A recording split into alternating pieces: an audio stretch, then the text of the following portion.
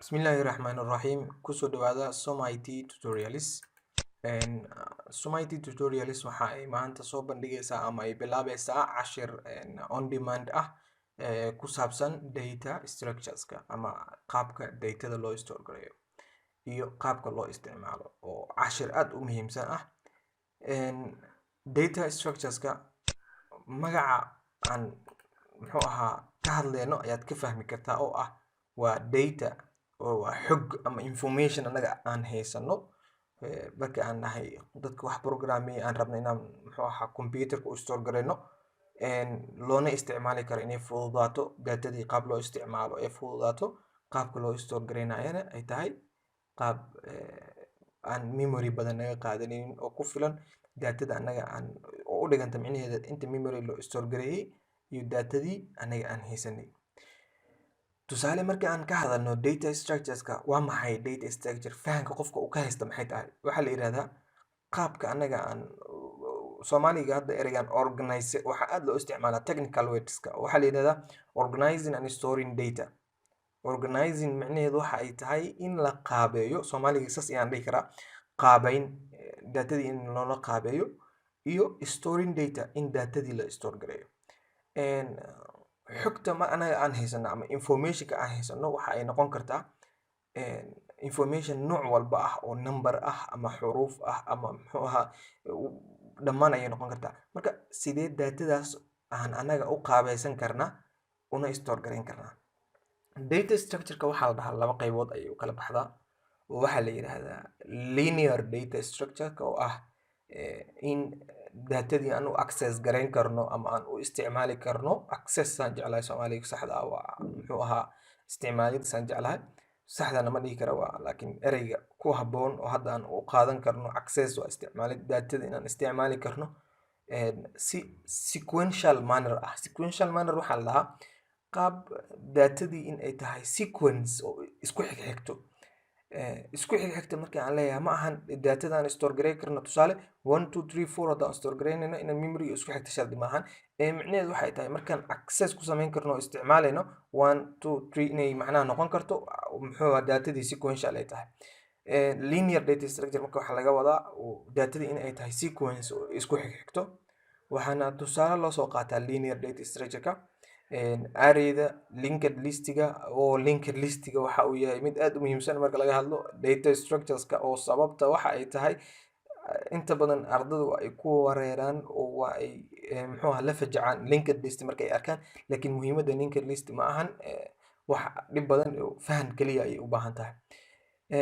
waxa kamid ah stack iyo queue erayadan oo kale waxa laga yaabaa oo kale in macnaha technical wordska aad ku weerartid laakiin markii aad fahantid waxaan jeclahay in ku sii socon doontid marka datada inaad si fiican u access gareyn kartid marka erayadii iyo wixii fahantid. Marka sababtan hordhac ugu sameynayno intaan u gudbin qaybaha programka waxa ay tahay sabab in aad kala fahantid technical wordska aan isticmaalayno. Linear data structure marka waa ka arrayda linked listiga stacka iyo queuega ayaa waxa la dhahaa linear data structureka.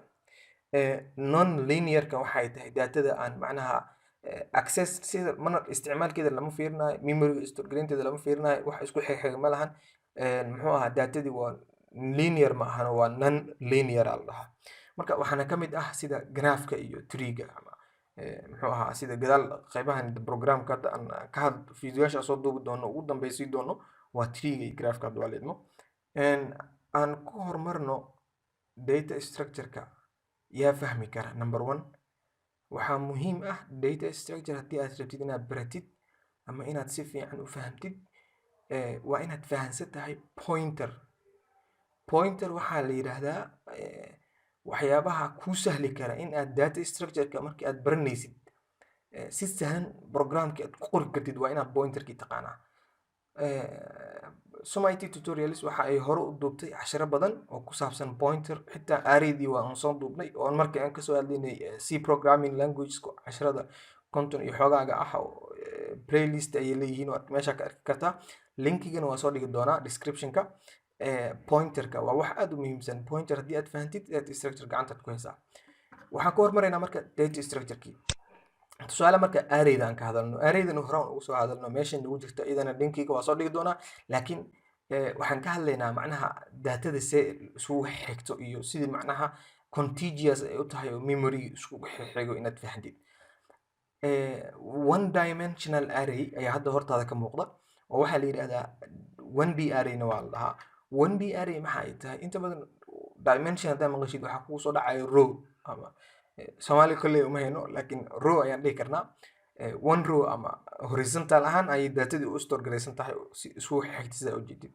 waxa ugu horeeya waxa ay tahay marka koowaad array name-ka. arrayda waxa ay qaadataa name, magacaas waxa uu u taagan yahay marka arrayda dhan ayuu wuxuu u yahay address ayuu u yahay.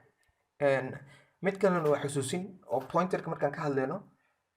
data structure-ka marka laga hadlayo waxaa aad iyo aad loo isticmaali doonaa erayga address iyo link, waxyaabaha aad ku wareeri doonta dhowti. technical words-kana waa muhiim. sababta waxa aan u dhahayo technical words-ka waa muhiim waxa ay tahay hadhowti markii macallin ama muxuu ahaa qof uu kaa qaadayo imtixaan data structure ah waxa uu warqadaada ka fiirinaa inta technical words aad isticmaashay. waa muhiim. sababta uu fiirinayo waxay tahay technical words-ka asaga waxay u sahlayaan jawaabtaada in uu saxo ama in uu qaldo, laba mid. laakiin haddii aad layman language iska isticmaashid oo luqad caadi ah oo aad wixii hayacda aad ka dhigtid waxaa ku imaanaysa marka macallinka inuu ku wareero, inuu kuu saxo wixii iyo inuu kaa qaldo. waxaa imaanaysa marka inuu iska kaa siiyo wax aadan u qalmin, jawaabtaadii aad sida saxda u sheegtay waxaadan u qalmin inaa heshid. waana waxa inta badan lagu wareero. marka address hadda waxaan kasoo qaato waa technical word iska isticmaaleyno. markaan laga hadlayo program oo muxuu ahaa lagu store garaynayo dato waxaa la isticmaalaa sida xaqiiqada ah memory. memory sida guryaha caadigaaba waxa ay leeyihiin address, memorygana waxa uu leeyahay addresses. tusaale 0 ilaa iyo waxaa rabtaa inaad keydisid 9 0 1 2 3 data ah. haddii aad keedinaysid datadaas waxa ay u baahan tahay memory. memory aad ku keedinaysid mid walba waxa ay leedahay qol ay ku xarooto datada, qolkaasna waxa uu leeyahay address. addresskaasa muhiim ah marka in aad kala fahantid qaabka uu u dhacayo marka arrayda la joogo, linked listiga la joogo, stagga la joogo, queuega la joogo. tusaale arrayda 1D array ah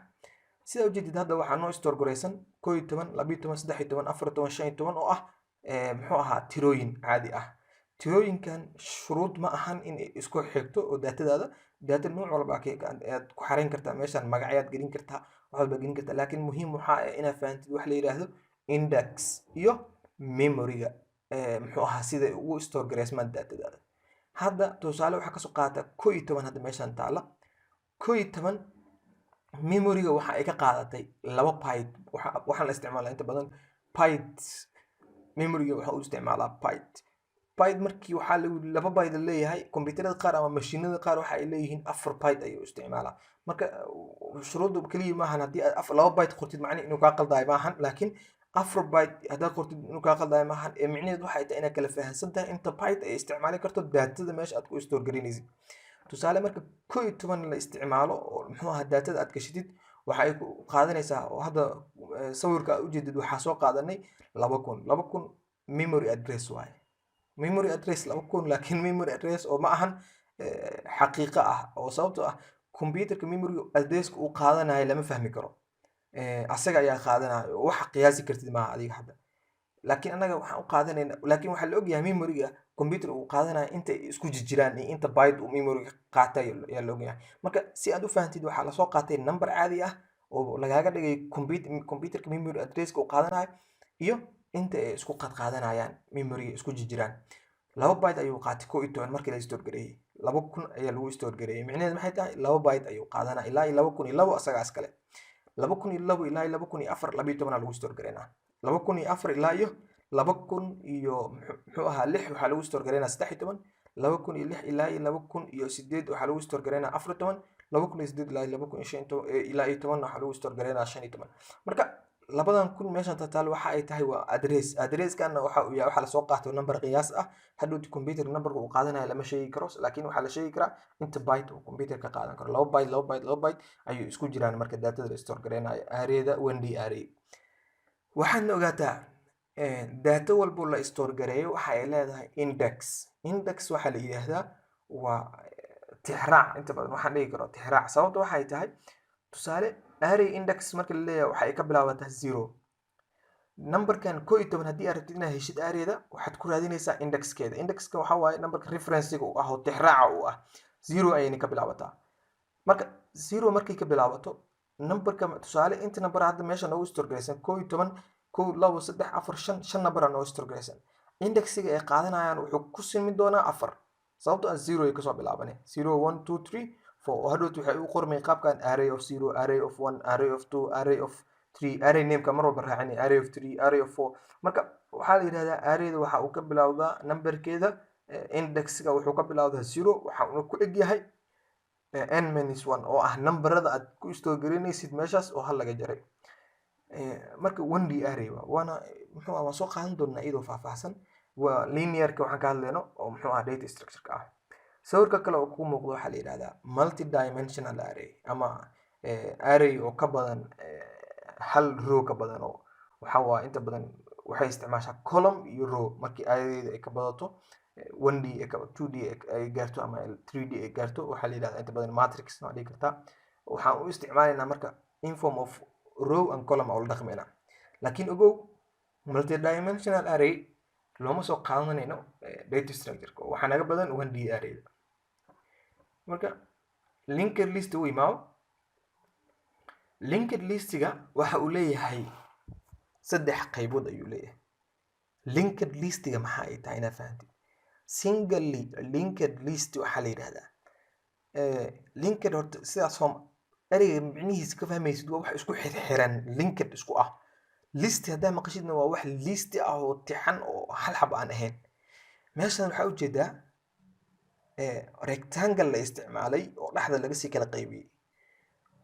technical wordskana waa muhiim rectangle kaas aad hortaada ujeedo dhexda ka kala qaybsan oo halka xabo ah mid walba dhexda ka qaybsan waxaa la yiraahdaa node ayaa la dhahaa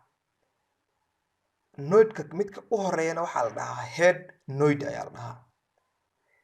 kan ugu dambeeyana waxaa la dhahaa last node ayaa la dhahaa inta ugu dhaxaysa node waa iska dhigi kartaa sidaad ujeedid marka head pointerka midka ugu horeeya aad ujeedid head pointerka waxaa la yiraahdaa waxa uu store gareeyaa addresska elementiga ugu horeeya aad adiga meesha gashanaysid ayuu hayaa asaga addresskaas elementigaas marka la store gareeyo memoryga waxa uu elementigaas memoryga kasii qaadanaa space kale spaceka kale uu memoryga ka qaadanayo ayaa waxaa lagu sii store gareynaa address kale addresskaas sidaas kale elementiga labaad oo aad soo wadid ayaa addresskiisa waxaa lagu store gareynaa elementiga koowaad memorygiisa qayb ka mid ah si fiican u fahamtid waa marka elementiga labaad markii aad store gareysid asna waxa uu sii qaadanaa space kale oo lagu sii store gareynayo addresska elementiga soo socda oo saddexaad ah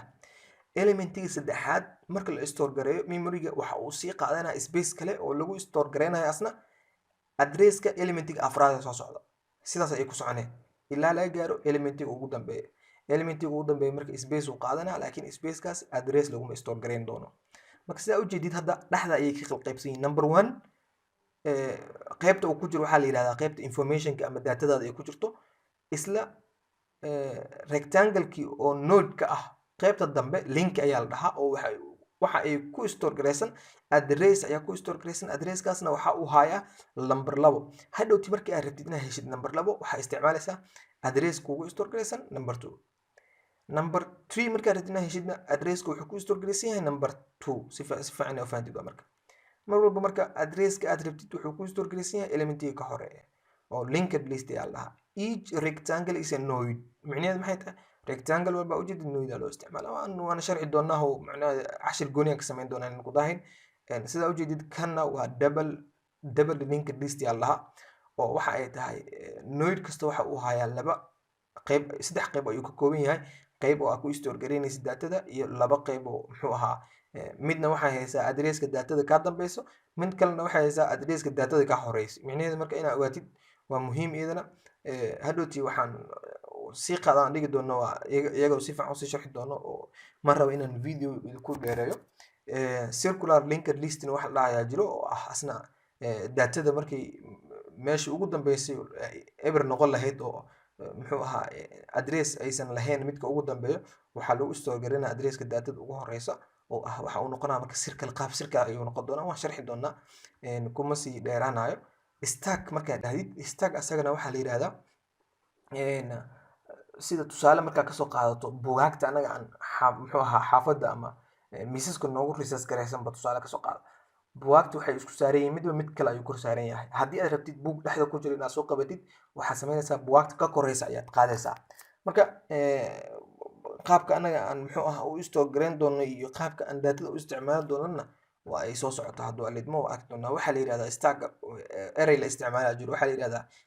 lifona waxaa la dhahaa last in fast out oo buugga markii aad isku dul saartid buugga ugu dambeeyey oo aad dul saartid bugaagta dhan ayaa ugu hor qaadaysaa sababtoo ah asagaa ugu dambeeyey wixii aad saartay asagaana ugu hor qaaday last in fast out la dhahaa oo asagana bilcagsi waxaa ku queuga marka asna waxa uu yahay bilcagsi wuxuu ku yahay ilaahay kuma sima diido stagga oo waxaa la yidhahdaa fast in fast out qofka ugu horgalay ama daatada ugu horgashay ayaa waxay noqonaysaa daatada ugu horbaxda oo loogu hor isticmaalo marka aad rabtid inaad isticmaashid queuga marka aad rabtid inaad isticmaashid queuga marka aad sawirka meesha ka muuqda ka arki karta iyo staggaba sidoo kale sawirada waa soo dhigaya hadduu alidmo oo aan isticmaalayno si aad u fahantid tree marka aad rabtid inaad ka hadashid treega waxa uu ka mid yahay non linear data structure ayuu ka mid yahay non linear data structure markaan ka hadlaynana waxaa la yidhaahdaa tusaale root ayay ka bilaabataa oo ah hadda sidaa ujeedidba xarafka a ayaa waxa uu yahay rootka waxa uuna sameeyaa inta badan branches ayuu sameeyaa tusaale aan kasoo qaato geedka markii geedka caadiga ee baxaya tusaale laga soo qaatay geedka caadiga hoos ayuu ka bilaabaa kor ayuu u baxaa laakiin programka markii la qoraayo oo aad fahmaysid waxaa laga soo bilaabaa kor rootka waxa uuna branches u sameysana dhanka hoose marka technical wordskiisa waan gaari doonaa oo mid walba waxa uu leeyahay parent node child node subtree leaf node muxuu ahaa siblings wuxuu dhan muxuu ahaa marka la gaara ayaa la sharxi doonaa oo hadda video introductionka ah muxuu ahaa ma ku sharxin doono waxaa kaloo aad u muhiimsan inaad fahantid operationska operationist waxaa la yidhahdaa waxyaabaha data structureka markaa rabtid inaad samaysid